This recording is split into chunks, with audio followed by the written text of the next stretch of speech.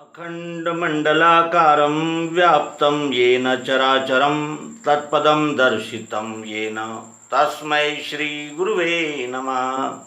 अज्ञानान्धस्य लोकस्य ज्ञानाञ्जनशलाकया चक्षुरुन्मीलितं येन तस्मै श्रीगुरुवे नमः। अध्यात्म विश्वविज्ञान यूट्यूब चैनल पर उपस्थित सभी अध्यात्म प्रेमी भाई बहनों का हार्दिक स्वागत समादर करते हैं। हमारे कुछ मित्रों ने प्रश्न किया कि ये कौन है।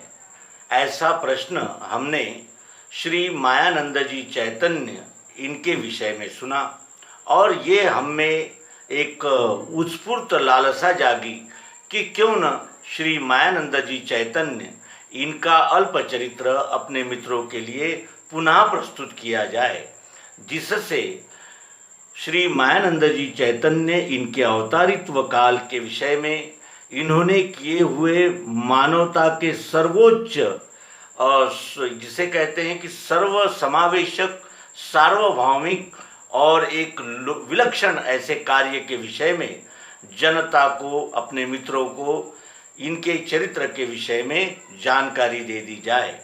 आइए, ये अवसर है, सुयोग ही कहा जाएगा कि इतने युग को चालना देने वाले युग पुरुष सद्गुरु भगवान श्री मायानंद जी चैतन्य इनका चरित्र प्रस्तुत करने का हमें अवसर मिल रहा है और ये हमारे जीवन का एक कृतकृत्य का क्षण है, ऐसा हम मानते हैं। श्री मायानंद जी चैतन्य ये अवतार थे। अवतार उसे कहते हैं जिनका अवतरण होता है। अवतरण के विषय में जो सर्वसामान्य जनता की जो अंधश्रद्धा है वो निर्मूल है, क्योंकि कोई भी इस विश्व में माता पिता के निमित्त यानी माता पिता को निमित्त बनाकर ही आते हैं। लेकिन कुछ लोग अपने व्यष्टि जीवन के लिए आते हैं, कुछ लोगों का एक सीमित दायरा होता है उसके लिए आते हैं, कोई मत पंथ संप्रदाय स्थापन करने के लिए आते हैं, कोई किसी बात के लिए आते हैं, कोई विभूति, कोई संत आते हैं। लेकिन अवतार केवल यदा यदा ही धर्मस्य ग्लानिर्भवति भारत अभ्युत्थानम धर्मस्य तदात्मानं सृजाम्यहम् परित्राणाय साधूनां विनाशाय च दुष्कृतां धर्म संस्थापनार्थाय संभवामि युगे युगे। इस कार्य के लिए आते हैं और वो अपना कार्य करते हैं। जब जब धर्म को ग्लानि आती है, धर्म की हानि होती है, तब तब अवतार आते हैं। तो धर्म किसे कहते हैं? धर्म कहते हैं अपने स्वभाव को भूल जाना। जब मानव अपने स्वभाव को भूल जाता है, जो जिससे अपने स्वरूप की भूल पड़ जाती है और स्व कर्तव्य में जो यानी कोताही करने लगता है, उसे ही धर्मग्लानि कहते हैं। और इस धर्मग्लानि को मिटाकर धर्म की संस्थापना करने के लिए ही अवतार इस विश्व में जन्म धारण करते हैं, उन्हें ही अवतार कहते हैं। श्री राम, श्री कृष्ण ये अवतार थे। अवतार का कार्य धर्म संस्थापना का होता है। तो जब जैसी परिस्थिति होती है उस परिस्थिति के अनुकूल इस विश्व को दिशा देने के लिए अवतार आते हैं। इस बार उन्होंने बुद्धि का सहारा लिया और मनुष्य के बुद्धि में ही प्रकाश देने के लिए उनका अवतरण हुआ। ये उनके कार्यों से सिद्ध है। और उनका आविर्भाव ऐसे समय हुआ जब मत पंथ संप्रदायों में ये संपूर्ण मानवता विभक्त हो गई थी। जिस धर्म की आवश्यकता मानवता में अराजकता को मिटाकर सर्वसमावेशक ऐसी दृष्टि तैयार करके मानव का और मानव के साथ साथ यच्चावत विश्व के सभी प्राणी मात्र का जीवन सुकर हो, इस दृष्टि से होना चाहिए। वही मत पंथ संप्रदाय लोगों में एक प्रकार के स्पर्धा निर्माण करने लगे और अपने अपने मत पंथ संप्रदायों को बढ़ाने के लिए विभिन्न प्रकार के अंधश्रद्धा, अंधविश्वासों का यहाँ एक स्तोम चला आया और बड़ा भारी जनमानस में वैमनस्य का वातावरण नजर आया। ऐसे समय में श्री मायानंद जी चैतन्य इनका आविर्भाव हुआ। और उनका आविर्भाव जब हुआ उस समय यहाँ अनेक प्रकार के आंदोलन चल रहे थे और उन्हीं आंदोलनों में कुछ सांस्कृतिक कुछ धार्मिक आंदोलन भी थे, जिसमें परोक्ष ज्ञान का प्रचार करना और मंत्र दीक्षा का अत्यंत स्तोम हो गया। सगुण निर्गुण साकार निराकार इस द्वंद्व में ये मानवता फंस गई और शाब्दिक वेदांत कर्मकांड और भगोड़े संन्यास ने इस भारत को ही नहीं तो संपूर्ण विश्व की मानवता को पुरुषार्थहीन बना दिया। दाम्भिकता, सांप्रदायिकता, अंधविश्वास और कालबाह्य दुष्ट रूढ़ियों ने इस भारतवर्ष को जकड़ लिया था और इस तरह भारत परतंत्र तो था ही, लेकिन हीन दीन होकर चैतन्यमय रोशनी की प्रतीक्षा करने लगा था। और मनुष्यकृत अनेक प्रकार के जो मतांतर है, जो सांप्रदायिकता है, वो जैसे जैसे भीषण होती चली गई, वैसे वैसे इस सांप्रदायिक रूढ़ियों की गुलामी से छुटकारा दिलाने के लिए मानव मन विद्रोह करने लगा। इस विद्रोह का दृश्य स्वरूप 19वीं सदी के उत्तरार्ध में और 20वीं सदी के पूर्वार्ध में संसार के सभी देशों में विशेष प्रखरता से दृग्गोचर हुआ। धार्मिक, सामाजिक, आध्यात्मिक तथा राजनीतिक आदि सभी क्षेत्रों में क्रांतिकारी आंदोलन हुए। समय की आवश्यकता के अनुसार इसी कालावधि में संसार के हर कोने में, हर एक क्षेत्र में अनेकानेक प्रभावशाली विभूतियों का आविर्भाव हुआ। उन महापुरुषों ने स्व सामर्थ्य के अनुसार मानवता की इस दैन्यावस्था को सुधारने का भरसक प्रयास किया, लेकिन तत्कालिक सुधारणाओं से संसार के विवेकी पुरुषों की यथार्थ और स्थायी स्वतंत्रता तथा शाश्वत सुख शांति की इच्छा तृप्त न हो सकी। मूलभूत रोग निदान तथा सुयोग्य चिकित्सा न होने के कारण मानवता की प्रकृति विकृति मुक्त न हो सकी। सामाजिक विघटन बढ़ता ही चला गया। दुनिया के सुधार कुधार में लगे हुए तर्क प्रधान विविध आंदोलन विफल होते ही रहे। जन सर्वत्र त्राही त्राही बोल रहे थे। यथार्थ स्वराज्य के यानी अभाव में ये मानवता हलाकान हाहाकार कर रही थी और इसमें विशेष करके अंधानुकरण, अंधश्रद्धा और पाखंड का अत्यंत यानी प्रभावशाली वैभवशाली समय आ गया था। इस प्रकार संसार के सभी मानव जाति के हाहाकार को एक पूंजीभूत यानी जिसे कहते हैं कि संगठन प्राप्त हुआ और उस हाहाकार ने ही इस विश्वरूप परमात्मा में ऐसी एक प्रेरणा जगा दी कि अब यहाँ सभी अंधविश्वास, अंधश्रद्धा और पाखंड का नाश करने वाला एक विशेष लोकोत्तर व्यक्तित्व भेजा जाए। ऐसा उस विश्वरूप विधाता के यानी प्रकृति में हलचल हुई और उन्होंने ही उनके ही प्रेरणा से ये भगवान श्री मायानंद जी चैतन्य इनका आविर्भाव हुआ और कलयुग की भीषण धर्मग्लानि हटाने के लिए और वर्ण धर्म जिसे स्वधर्म स्वकर्म कहते हैं उसका रहस्य सबके समक्ष प्रस्तुत करने के लिए यह जो विशेष विभूति जो अवतार कहे जाते हैं वो इस धरातल पर आए और उन्होंने यहाँ आकर एक प्रचंड क्रांतिकारी कार्य किया, जिसके विषय में हम सब आगे जानेंगे। नवम बुद्ध अवतार भगवान श्री मायानंद जी चैतन्य का जन्म ग्वालियर राज्यांतर्गत उमरी ग्राम में विक्रम संवत 1923 दिनांक 5 नवंबर 1868 को अगहनवदी पंचमी को कलयुग के 5010 वर्ष के कालमान में एक संस्कार संपन्न देसाई कुल में हुआ। उनके पिता लक्ष्मणराव देसाई ग्वालियर राज्य में एक कर्तव्यदक्ष तहसीलदार थे। माता का नाम आनंदीबाई था। भगवान का पूर्वाश्रम का नाम रामचंद्र था। प्यार से उन्हें बचपन में भाऊ कहते थे। उनका गौरवर्ण कांतिमान शरीर सुडोल और वज्र समान सदृढ़ था। नेत्र तेजस्वी थे। सदैव प्रसन्न वदन रामचंद्र सभी का आकर्षण थे। अपने 4 भाइयों में वे सबसे बड़े थे। पिता लक्ष्मण राव जी अपनी ओजस्विता और प्रामाणिकता के कारण अधिक काल तक सरकारी नौकरी में नहीं रह सके, इसलिए उस समय परिवार की आर्थिक क्षमता भाऊ को उच्च विद्या विभूषित करने की नहीं थी। भाऊ अर्थात श्री मायानंद जी चैतन्य की शालेय शिक्षा ग्वालियर में ही हुई। भाऊ के प्रतिभा संपन्न, प्रज्ञा संपन्न एवं प्रसन्न व्यक्तिमत्व के कारण वे शिक्षकों को भी बड़े प्रिय थे। भविष्य के महान अवतार कार्य की सूक्ष्म जागृति रामचंद्र को पूर्व से ही थी। प्रकृति ने उनको इस कार्य की पूर्ण अनुकूलता प्राप्त कर दी।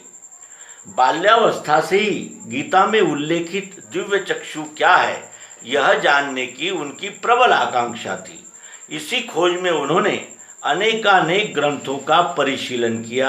अनेक विद्वान, शास्त्री, पंडित, महात्मा, महंतों को इस विषय में प्रश्न किए, किंतु यह रहस्यमय योग युक्ति सकाले न महता योगो नष्टा परंतप इस गीतोक्त वचनानुसार नष्ट हो चुकी है, यह उनका पूर्ण निश्चय हुआ।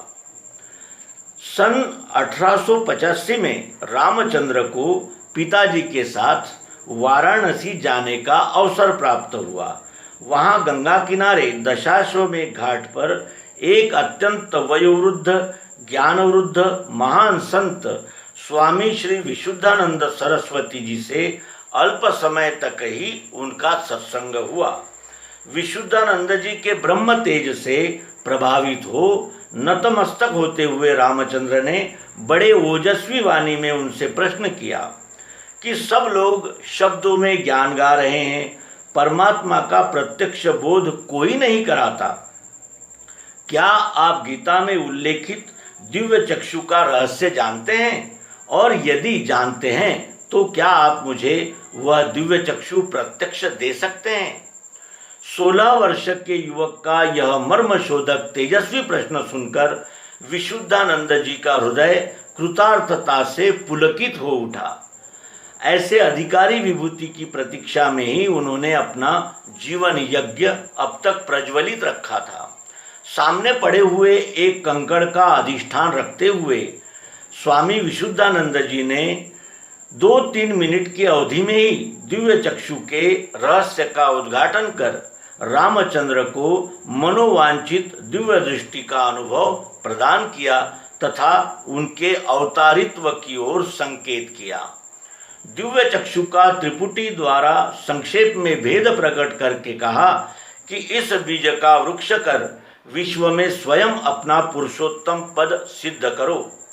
इस अनुभूति से भगवान का अंग अंग दिव्य आनंद से पुलकित हुआ, मानो सहस्त्रों सूर्यों का तेज उनके विशाल और आकर्षक नेत्रों में दीप्तिमान होने लगा। सद्गुरु अनुभव से कृतार्थ हो स्वामी विशुद्धानंद जी को अपने हृदय सिंहासन पर प्रतिष्ठित कर वे पिताजी के साथ वापस घर लौटे।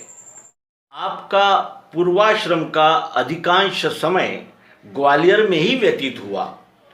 पारिवारिक जिम्मेदारियों के कारण आपने कुछ समय शासकीय सेवा की, लेकिन स्वतंत्र प्रज्ञा के रामचंद्र का मन सरकारी नौकरी में रममाण होना भला कैसे संभव था? नौकरी छोड़कर उन्होंने ग्वालियर में सन 1892 में अपना स्वतंत्र फोटो स्टूडियो तथा देसाई आर्ट प्रिंटिंग प्रेस निर्माण किया। वे स्वयं अच्छे चित्रकार तथा कवि भी थे। कलात्मक ढंग से छायाचित्रण करने से इस व्यवसाय में अल्पावधि में ही वे मशहूर हो गए। सन 1888 में उनका विवाह जानकी देवी से हुआ था। उन्हें केशवराव, श्रीधरराव नामक 2 पुत्र रत्न तथा द्वारका नामक कन्या रत्न हुए। वैदिक आर्यों के यथार्थ गृहस्थाश्रम का आदर्श उन्होंने जनता के सामने रखा। ईस्वी सन 1885 से 1909 तक अपने गृहस्थाश्रम को उन्होंने अपने पुरुषार्थ से संपन्न करते हुए सद्गुरु प्रदत्त दिव्य दृष्टि का मनन किया। व्यवसाय में रहते हुए उन्होंने सभी वेद, उपनिषद, शास्त्र, स्मृतियां, पुराण, कुरान, बाइबल आदि धर्म ग्रंथों का सूक्ष्म अध्ययन तथा निरीक्षण किया। तुलसी, कबीर, ज्ञानेश्वर, नामदेव, एकनाथ, तुकाराम, रामदास आदि संतों के वाङ्मय का भी गहरा अभ्यास किया। काव्य, नाटक, संगीत, अभिनय आदि सभी विद्या और कलाओं से उनका दिव्य व्यक्तिमत्व सर्वांग परिपूर्ण था। उन्हें मराठी, हिंदी, संस्कृत, गुजराती तथा उर्दू आदि भाषाओं का अच्छा ज्ञान था। अंग्रेजी तथा पर्शियन भाषा का भी उनका अभ्यास था। खेलकूद में वे पीछे नहीं थे। सभी क्षेत्रों में नेतृत्व करने की उनकी क्षमता थी। गृहस्थाश्रम के 2 तप दिव्य चक्षु के मनन में व्यतीत करते हुए उन्हें अपने जीवन कार्य का स्पष्टता से बोध हुआ तथा सद्गुरु स्वामी विशुद्धानंद जी के संकेतानुसार अपने अवतारित्व के अंतस्फूर्ति को कार्य रूप में परिणित करने के लिए उनकी सर्व प्रकार की पूर्व तैयारी हो चुकी थी। 25 मार्च 1909 की वैशाख पूर्णिमा को परिवार की संपूर्ण व्यवस्था कर परिवार प्रमुख की जिम्मेदारी अपने कनिष्ठ भ्राता श्री नारायण राव जी देसाई पर सौंपकर अवतार कार्यार्थ उन्होंने गृह त्याग किया। स्वयं स्फुरित भावानुसार बुद्ध गया को उन्होंने गृहस्थाश्रम ईश्वरार्पण कर अपने अवतार कार्य को प्रारंभ किया। महर्षि वेद व्यास की भविष्यवाणी कृष्ण द्वैपायन श्री व्यास जी ने स्कंद पुराण, भविष्य पुराण तथा भागवत पुराण में कलयुग में होने वाले नवम बुद्ध अवतार का सामान्य भविष्य कथन किया है। ततः कलौ संप्रवृत्ते सम्मोहाय सुरद्विषाम बुद्धो नामना जिनसुतः किकटेषु भविष्यति। यह भागवत के पहले स्कंद के 3 सर्ग में 23वां श्लोक है। इसका अर्थ है कि कलयुग में पूर्ण प्रवृत्त हो जाने के बाद देवद्वेषी लोगों के सम्मोहार्थ बुद्ध नामक अवतार अर्थात जैनसुत नहीं, सामान्य गरीब कुल में उत्पन्न होगा। इस ईश्वरावतारी बुद्ध के कार्य स्वरूप के विषय में व्यास जी ने भी कहा है कि देवद्विषाम निगम वर्त्मनि निष्ठितानां पूर्वीर्मयेन विहिताभिर्दृश्यतुर्भिः लोकान् ज्ञतां मति विमोह मति प्रलोभम वेशम विधाय बहुभाष्यत औपधर्म्यम। यह भागवत के 2 स्कंद के 7वें अध्याय का 37वां श्लोक उपस्थित है यहाँ, और उसका भावार्थ है कि सामान्य लोगों के बुद्धिभेद करने वाले बाह्य वेशधारी शब्द पंडितों की, वेदानुयायी सज्जन पुरुषों को तथा देवद्वेषी वेद निंदकों को भगवान बुद्ध औपधर्म अर्थात दिव्य चक्षु का मुक्त उपदेश करेंगे। व्यास जी ने यह भी लिखा है कि भगवती रेवा अर्थात नर्मदा नदी के तट पर कलयुग में यानी कलयुग में नर्मदा नदी मुक्तिदायिनी होगी। गंगा कनखले पुण्या कुरुक्षेत्रे सरस्वती ग्रामे वा यदिवारण्ये पुण्या सर्वत्र नर्मदा। स्कंद पुराण के रेवा खंड में अध्याय 103 में ये श्लोक उपलब्ध होता है। स्मरणात् जन्मजम पापम दर्शनात् त्रिजन्मजम स्नानात् जन्म सहस्रेषु हंति रेवा कलो युगो। यह भविष्य पुराण में भी हमें इसके संकेत मिलते हैं। इसका कारण भी यही है कि रेवाखंड में बुद्धावतार के प्रचंड दिव्य चक्षु प्रबोधन कार्य से रेवा क्षेत्र पवित्र होकर नर्मदा मुक्तिदायिनी होगी। भारत वन पर्व भागवत स्कंद 12 तथा विष्णु पुराण अंश 4 में सतयुग प्रारंभ होने का सामान्य भविष्य कथन किया गया है। यदा सूर्यश्च चंद्रश्च यदा तिष्ठो बृहस्पति एक राशौ समेष्यन्ति प्रपश्यन्ति तदा कृतो। इसके अनुसार यह ग्रह योग भी सन 1942 के 2 अगस्त को हजारों वर्ष बाद आया है। यह भी नवम बुद्धावतार एवं सतयुग प्रवर्तन के सामान्य भविष्य तथा गूढ़ रहस्य का निर्देशन करता है। व्यासदेव की इस सामान्य भविष्यवाणी की यथार्थता सिद्ध करने के लिए मानो भगवान श्री मायानंद जी चैतन्य ने भगवती नर्मदा के पावन तट पर अपनी अभूतपूर्व घोर तपस्या कर दिव्य चक्षु के शंख ध्वनि से पूरा नर्मदा खंड जागृत किया। गृहस्थाश्रम ईश्वरार्पण करने के पश्चात मायानंद ब्रह्मचारी नाम धारण करके उन्होंने नर्मदा के उद्गम स्थान अमरकंटक के घनघोर जंगल में कपिल धारा के पास कपिल गुफा में प्रवेश कर 6 मास तक सद्गुरु प्रदत्त दिव्य चक्षु योग पर घोर तपरूप मनन चिंतन कर साक्षात्कार तथा समाधि की अवस्था प्राप्त की। भगवान ने अमरकंटक में जो काल बिताया वह उनके जीवन में विशेष महत्व का है। कारण स्वामी विशुद्धानंद जी से जिस ब्रह्म विद्या की उन्हें प्राप्ति हुई थी उसका सूत्रमय परिस्फोट अर्थात पुरुषोत्तम योग का पूर्ण आविष्कार साक्षात्कार उन्हें इसी कालावधि में हुआ तथा यह साक्षात्कार दूसरों को करा देने की भी सरल युक्ति उपलब्ध हुई और उन्हें अति आनंद हुआ। भगवान को यह ब्रह्मानंदोन्माद 3 सप्ताह तक रहा। इस आनंद की स्थिति में वे अपने आसन पर से नहीं हिले और उन्माद का लय होने के बाद उन्होंने शांत रूप धारण किया। इस प्रकार सद्गुरु से जो विद्या भगवान ने प्राप्त की थी उसी की अंतिम श्रेणी का विकास तपस साधन से पूर्णत्व को पहुँचने के पश्चात उन्होंने कपिल गुहा से अपना आसन हिलाया। नर्मदा परिक्रमा। तत्पश्चात उन्होंने भगवती नर्मदा की परिक्रमा शुरू की जो दिनांक 12/1/1911 से यानी लगभग 15 महीनों में पूर्ण कर वे ग्वालियर आए। उन्होंने वहां दिव्य दृष्टि का प्रथम उपदेश दिया तथा इसी कालावधि में दिव्य दृष्टि की हिंदी प्रथमावृत्ति प्रकाशित की गई।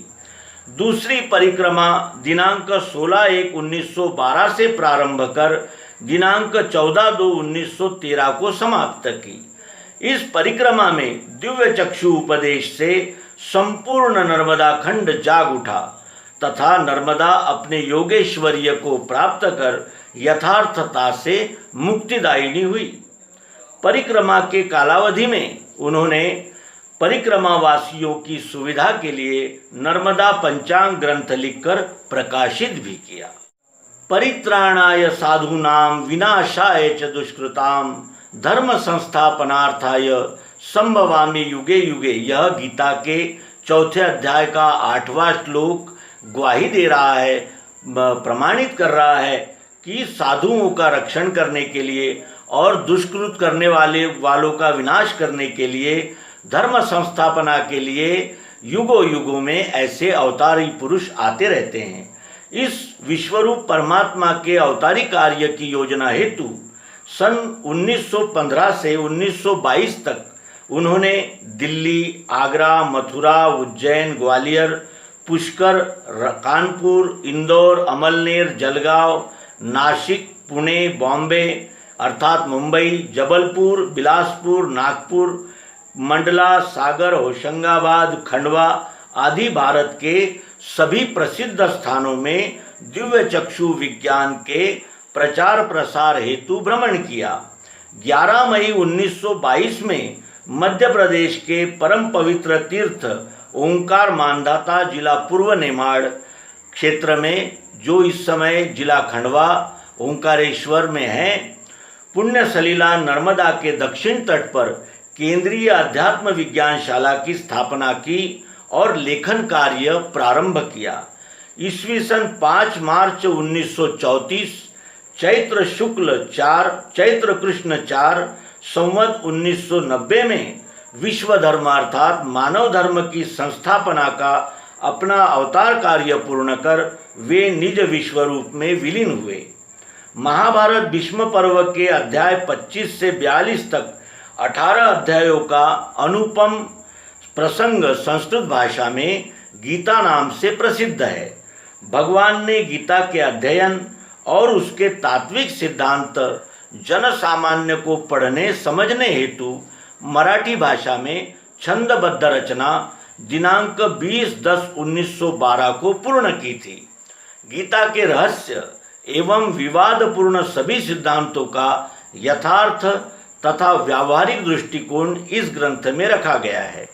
दिनांक 26/12/1922 को हिंदी समश्लोकी में इस ग्रंथ का रूपांतरण हुआ, जो श्रीमद् भगवद गीता भाष्य के रूप में हम सब अध्यात्म विज्ञानी जनों को गीता को समझने जानने में अति उत्साहक सिद्ध होता है।